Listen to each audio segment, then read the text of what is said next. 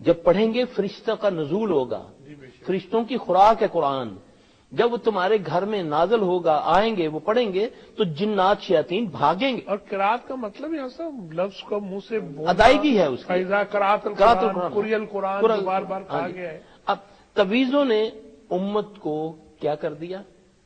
تویزوں پر کر دیا، یہ توڑ دیا جی، توڑ دیا۔ اب کر شارٹ کٹ، ساری زندگی کچھ نہ کرو، تویز ادھر باندھ لو۔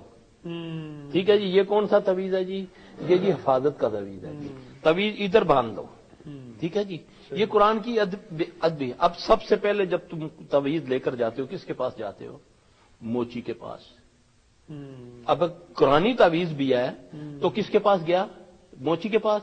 کیا موچی تو بڑا خوشبوئیں لگا کر بڑے بابوزو انداز میں بیٹھا ہوتا ہے، وہ جوتے ٹھیک کر رہا تھا، وہی اسی اوزاروں سے اس نے، پھر اس کے بعد وہ قرآن تم نے اپنے گلے میں ڈال لیا۔